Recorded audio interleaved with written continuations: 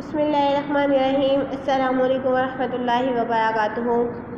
9th class ہم اسلامیت اختیاری پڑھ رہے ہیں، جس میں ہم نے باب حرم شروع کیا سیرت طیبہ صلی اللہ علیہ وسلم افضل الرسول صلی اللہ علیہ وسلم کے بارے میں، یعنی کہ انبیاء کرام جو ہے وہ ان میں سب سے افضل رسول کون ہے؟ آپ صلی اللہ علیہ وسلم ہے۔ سب سے پہلے رسول حضرت آدم علیہ السلام، سب سے آخری رسول حضرت محمد صلی اللہ علیہ وسلم۔ پھر ہم نے پڑھا رسالت کا مفہوم، منصب، اس کی اہمیت کے بارے میں۔ پھر اس کے بعد ہم نے انبیاء کرام کی تبلیغی کوششوں کا باب شروع کیا ہے، جس میں ہم نے سب سے پہلے حضرت نوح علیہ السلام کی کہ انہوں نے کس طرح سے اپنی قوم کو جو ہے وہ دین کی دعوت دی، اللہ تعالیٰ کے احکامات کی پابندی کروائی۔ پھر حضرت ابراہیم علیہ السلام کی آزمائش کے بارے میں پڑھا۔ اب ہم پڑھیں گے حضرت موسیٰ علیہ السلام کے بارے میں کہ حضرت موسیٰ علیہ السلام نے کس طریقے سے اللہ تعالیٰ کا پیغام اپنی قوم بنی اسرائیل کو پہنچایا، اور کس طریقے سے قوم نے ان کا انکار کیا اور ان سے جو ہے وہ نشانیاں مانگی۔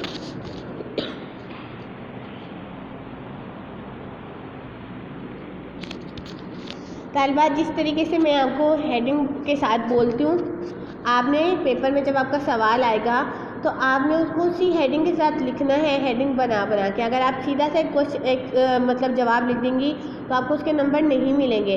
اب جیسے مثال کے طور پر حضرت موسیٰ علیہ السلام کی ہم تبلیغی کوششوں کے بارے میں پڑھ رہے ہیں، تو جو میں ہیڈنگ کے طور پر بولتی جاؤں، اس کو ہیڈنگ بنا کے آپ اس کے اندر درمیان میں آپ لکھیں گی، ٹھیک ہے؟ اس کے متعلق دیکھیں، سب سے پہلی ہیڈنگ ہے حضرت موسیٰ علیہ السلام بنی اسرائیل کے جلیل القدر پیغمبر۔ حضرت موسیٰ علیہ السلام بنی اسرائیل کے ایک جلیل القدر پیغمبر تھے۔ آپ علیہ السلام کا نسب حضرت یعقوب علیہ السلام تک پہنچتا ہے۔ باپ کا نام عمران تھا۔ قرآن عزیز میں سب سے زیادہ حضرت موسیٰ علیہ السلام کے حالات کا تذکرہ ہے۔ آپ علیہ السلام نے 120 سال کی عمر پائی، اور آپ علیہ السلام کا زمانہ نبوت اندازاً 15ویں اور 16ویں صدی قبل مسیح کا ہے۔ آگے ہے بنی اسرائیل کے لڑکوں کا قتل۔ نمبر 2 ہیڈنگ ہے بنی اسرائیل کے لڑکوں کا قتل۔ فرعون کے درباری نجومیوں نے یہ خبر دی تھی کہ بنی اسرائیل میں ایک لڑکا پیدا ہو کر فرعون کے تخت و تاج کے خاتمے کا باعث ہوگا، اس لیے فرعون کے حکم سے بنی اسرائیل کے سینکڑوں بچے قتل کر دیے گئے۔ تیسری ہیڈنگ ہے حضرت موسیٰ علیہ السلام کی پرورش۔ اللہ تعالیٰ کی تدبیر غالب ہے۔ قدرت خداوندی سے حضرت موسیٰ علیہ السلام کی پرورش فرعون کے محل میں ہوئی۔ وہ اس طرح کہ حضرت موسیٰ علیہ السلام کی والدہ نے انہیں اللہ تعالیٰ کے حکم سے صندوق میں رکھ کر نیل کی لہروں کے سپرد کر دیا، اور یہ صندوقچہ فرعون کے محل میں جا پہنچا، جہاں فرعون کی بیوی آسیہ نے اپنی آغوش سے شفقت میں ان کی پرورش کی۔ فرعون کی بیوی آسیہ کو قرآن مجید نے مومنہ کہا ہے، اور حدیث کے مطابق ان کا مرتبہ دنیا کی عورتوں میں بہت بلند ہے۔ حضرت موسیٰ علیہ السلام کی جوانی۔ حضرت موسیٰ علیہ السلام جب جوانی کو پہنچے تو ایک باروب جوان بنے۔ بنی اسرائیل کی غلامی اور ذلت پر ان کا دل کڑتا اور خون کھولتا تھا۔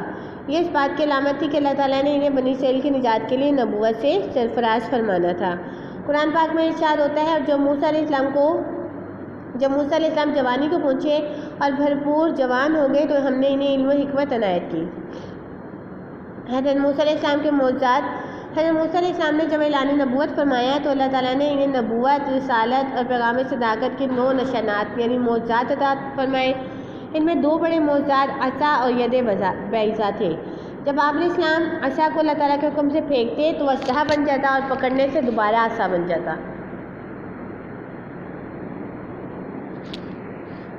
ید بیضا سے مراد یہ ہے کہ جب آپ علیہ السلام اپنا ہاتھ بغل میں دبا کر نکالتے تو وہ سورج کی طرح چمکنے لگتا۔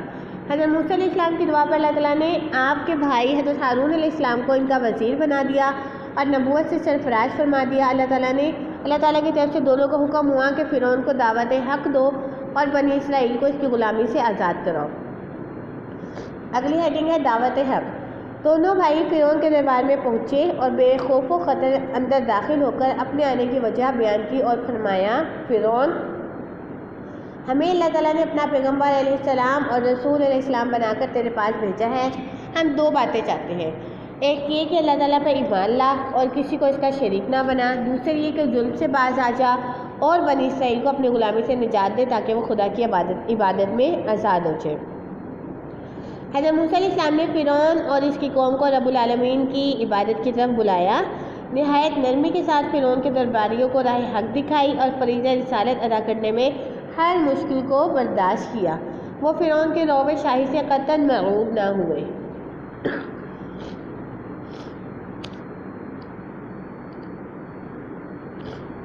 قوم فرعون کی گمراہی اور انکار۔ فرعون اور اس کی قوم عام طور پر سورج کی پوجا کرتی تھی۔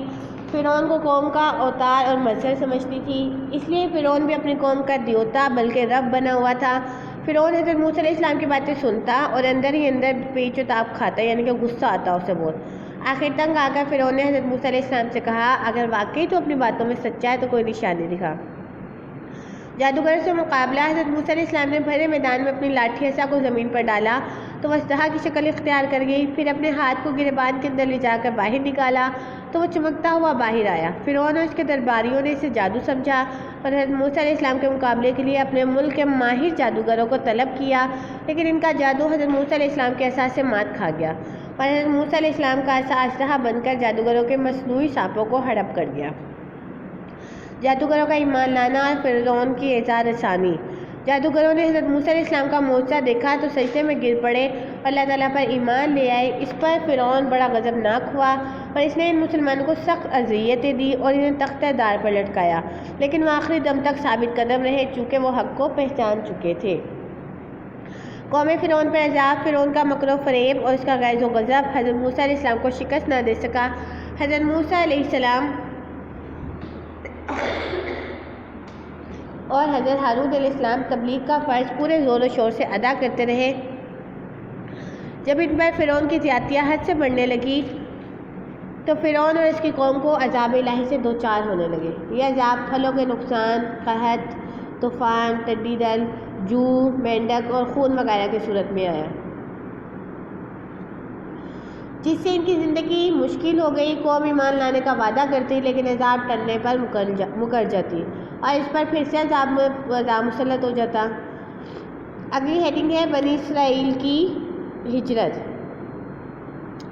جب قوم فرعون پر تبلیغ و اشاعت کا کوئی اثر نہ ہوا اور اصلاح کی امید باقی نہ رہی تو حضرت موسیٰ علیہ السلام کو حکم ہوا کہ بنی اسرائیل کو فرعون کی غلامی سے نکال کر لے جاؤ۔ چنانچہ حضرت موسیٰ علیہ السلام اور حضرت ہارون علیہ السلام راتوں رات بنی اسرائیل کو لے کر چل پڑے اور صبح ہونے سے قبل بحر قلزم کے کنارے جا پہنچے۔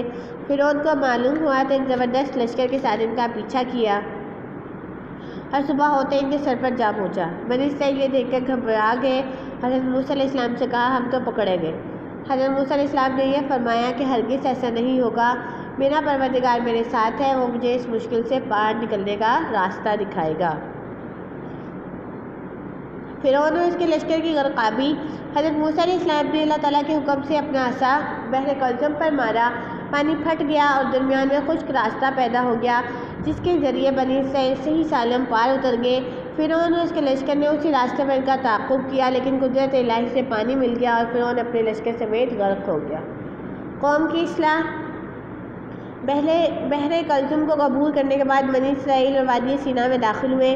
اللہ تعالیٰ نے انہیں پانی کے چشمے بخشے اور ان پر من و سلوہ نازل کیا اور ان پر بادلوں کا سایہ کر دیا۔ بعد میں حضرت موسیٰ علیہ السلام کو تورات دی گئی اور یہ کتاب بنی اسرائیل کے لیے شریعت ٹھہری۔ حضرت موسیٰ علیہ السلام کو طور پر حصول شریعت کے لیے تشریف لے گئے تو سامری نے قوم کو گمراہ کر دیا اور سونے چاندی کے بچھڑے کو پوجنے لگے۔ حضرت موسیٰ علیہ السلام واپس آئے تو غصہ ہوئے۔ اللہ تعالیٰ نے قوم کو یہ سزا دی کہ وہ خود کو ہلاک کرے۔ آخر ان کا یہ گناہ معاف ہوا۔ اب حضرت موسیٰ علیہ السلام نے اپنی قوم کو حکم دیا کہ ارض مقدس یعنی فلسطین میں داخل ہو کر وہاں کے ظالم و جابر حکمرانوں سے جہاد کرے۔ تو انہوں نے بزدلی دکھائی اور کہا، تو اور تیرا رب دونوں جاؤ اور ان سے لڑو، ہم تو یہیں بیٹھے ہیں۔ اس پر قوم کو 40 سال تک جزیرہ نما سینا میں بھٹکنے کی سزا دی گئی۔ حضرت موسیٰ علیہ السلام، حضرت ہارون علیہ السلام بھی اسی میں شامل رہے، سزا کے طور پر نہیں بلکہ قوم کی ہدایت کے لیے کہ ممکن ہے ان میں سے بعض بوڑھے یا جدید النسل راہ ہدایت پر گامزن ہو جائے۔ دیکھیں طالبات، اللہ تعالیٰ نے جو ہمیں پہلے انبیاء کرام کے قصے اور واقعات اور ان کی جو تبلیغی کوششیں ہیں وہ بتانے کا مقصد یہ کہ ہر نبی نے جو ہے اپنے اپنے دور میں جو ہے کوششیں کی دین کو پھیلانے کی، اور جب قوم نے ان کی بات نہیں مانی تو کس طریقے سے انہیں عذاب ہوا، تاکہ ہم وہ غلطیاں نہ کریں، اپنے آپ کو اس سے بچائیں اور اللہ تعالیٰ کے عذاب سے دوچار ہمیں نہ ہونا پڑے۔ تو اس لیے ہمیں اپنے نبی کی اور اللہ تعالیٰ کے احکامات کی پیروی کرنی چاہیے تاکہ ہم عذاب میں مبتلا نہ ہوں۔ اللہ تعالیٰ ہمیں اپنے نبی کی اور اپنی اطاعت کرنے کی توفیق دے۔ السلام علیکم ورحمۃ اللہ وبرکاتہ۔